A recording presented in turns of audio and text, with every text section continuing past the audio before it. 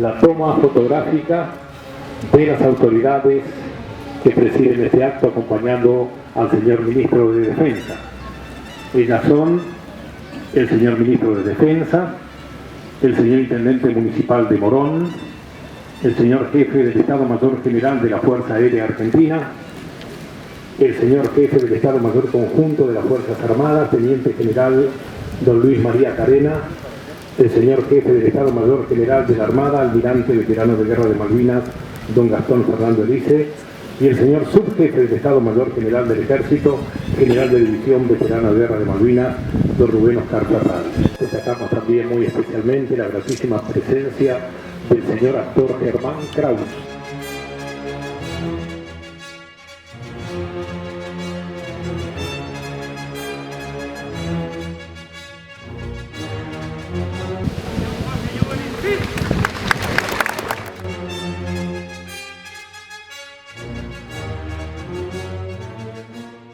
De todo este proceso que se arrancó en el año 75 con una ley del 30 de septiembre del 75 firmada por la presidenta Isabel Perón y recién ahora podemos terminar este proceso con el descubrimiento de la obra, ¿no?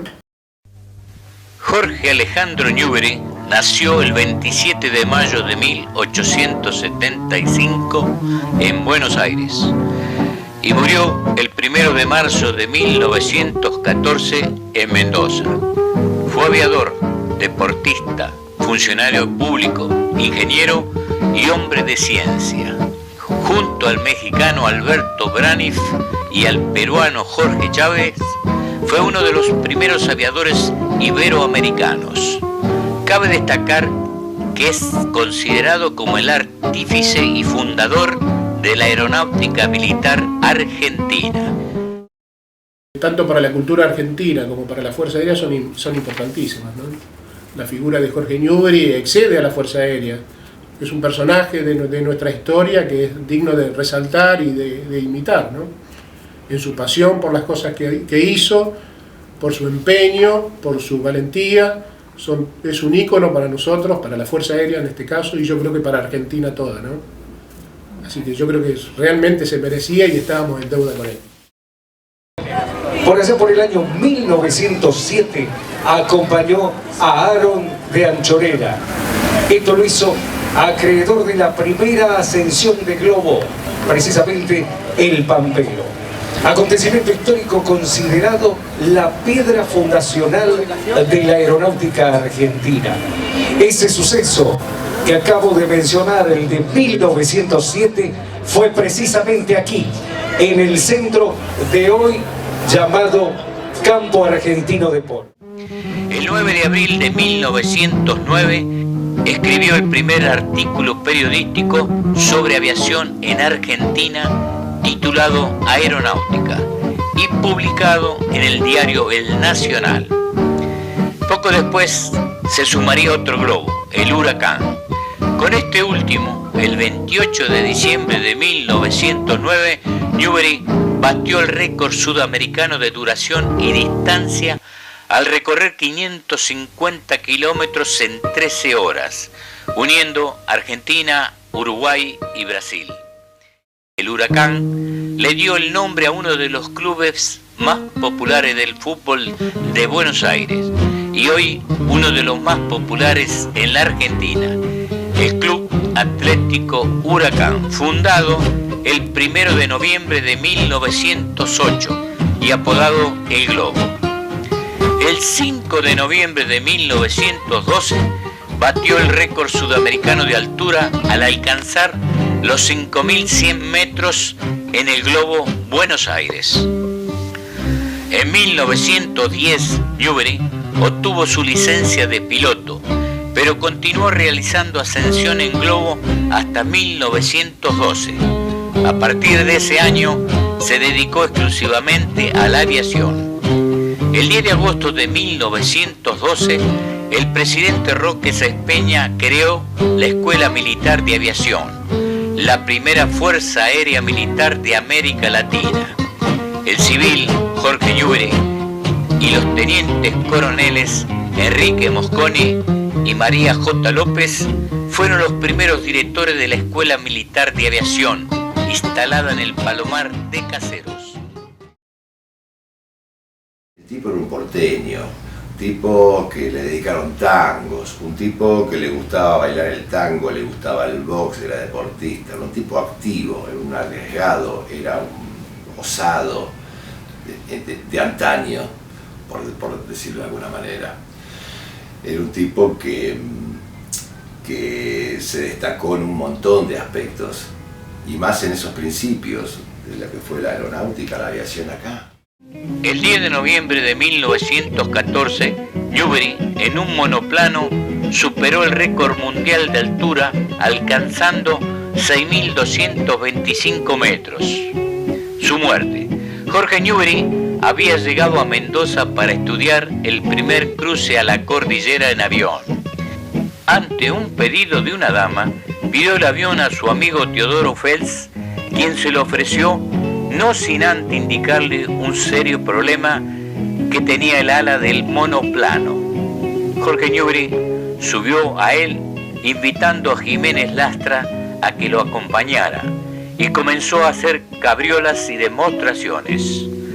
A las 18:40, en una riesgosa maniobra, el monoplano cayó violentamente y allí encontró la muerte.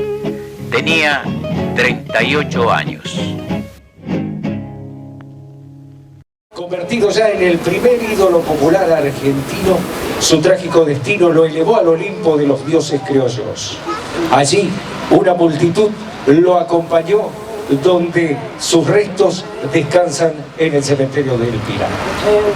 El primer momento especial fue cuando se ganó el concurso, fue cuando le notificaban a través de la Asociación Aeronáutica a mi papá que había sido elegido su trabajo.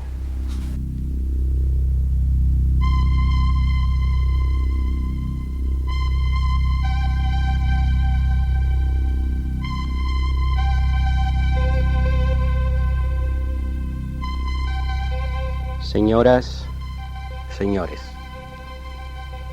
vamos a intentar mostrarles a ustedes el intrincado proceso creativo y constructivo de un monumento.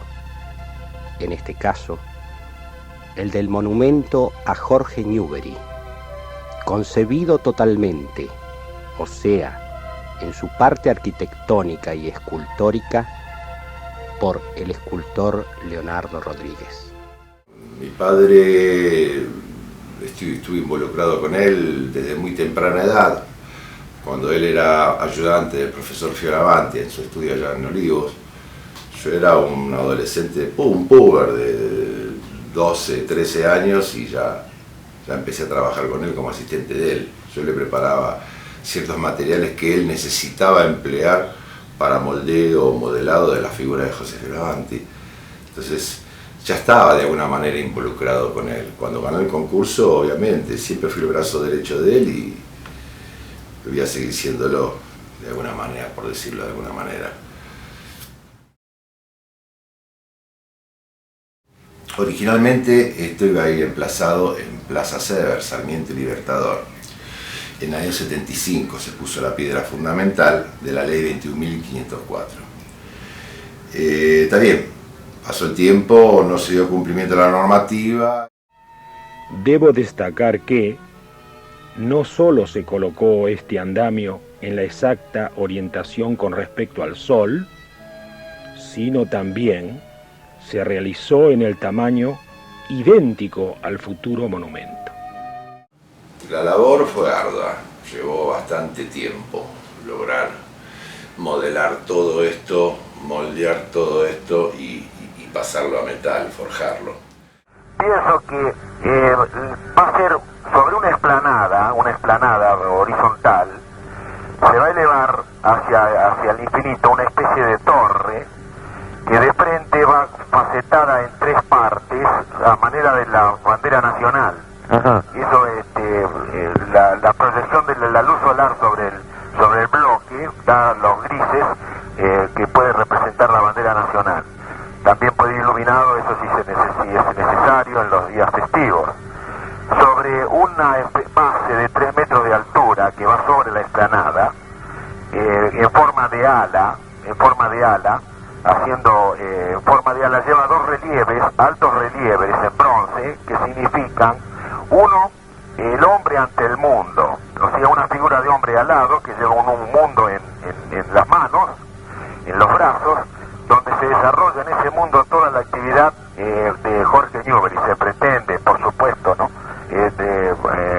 desarrollar la actividad de Jorge Newbery.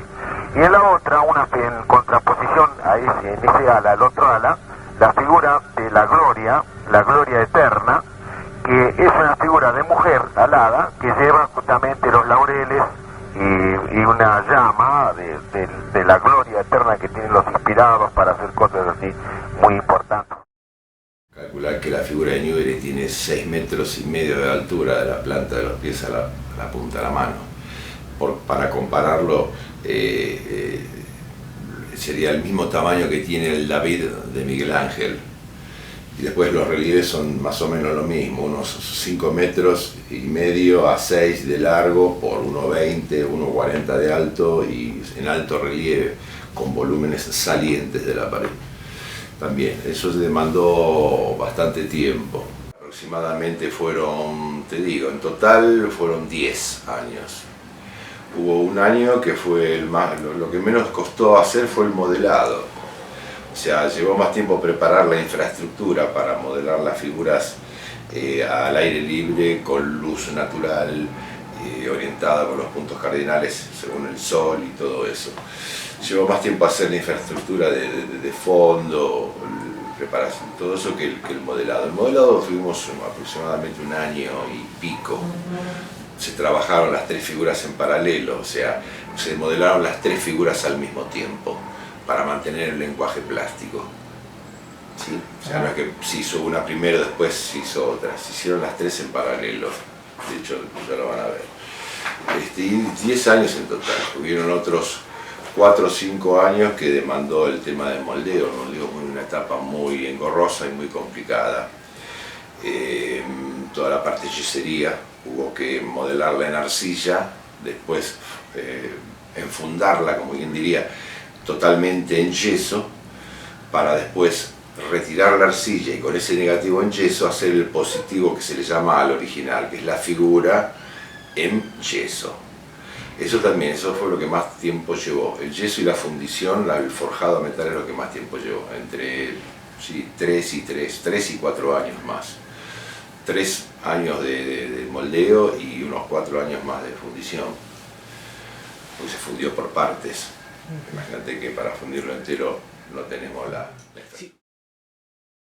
En el año 2012, con motivo del centenario de la aviación militar argentina, comenzó la búsqueda de todos los antecedentes del monumento, porque la idea era terminar la escultura de Jorge Newbery para ese año, conmemorando el centenario de la aviación general. Así que bueno, en ese momento se comenzó con la búsqueda de todos los antecedentes. Empezamos a tomar contacto con las carpetas, los contratos y demás, y bueno, llegamos a Ricardo Rodríguez, hijo del escultor Leonardo Rodríguez, a través de una pequeña investigación que hicimos. Y bueno, comenzó nuevamente la idea de emplazar el monumento de Jorge Newbery en una unidad de la Fuerza Aérea o ya sea en la Municipalidad de la Ciudad de Buenos Aires.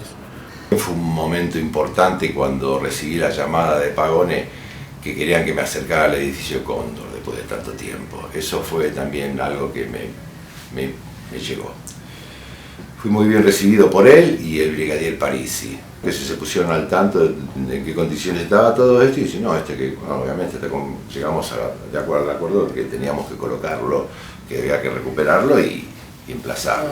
A través de la investigación esta que hicimos, llegar hasta un taller de restauración de la Municipalidad de la Ciudad de Buenos Aires, donde encontramos la obra. Por supuesto que la obra estaba en pésimas condiciones de conservación, estaba al aire libre, tirada, boca abajo, y bueno, ahí es donde tomamos conciencia de que deberíamos emplazarla nuevamente. Realmente costó muchísimo todo, no solamente la parte física, sino la parte burocrática de trasladar el monumento hacia allá. Gracias a ella, a Constanza y a Ricardo, que se le logró hacer, ¿no?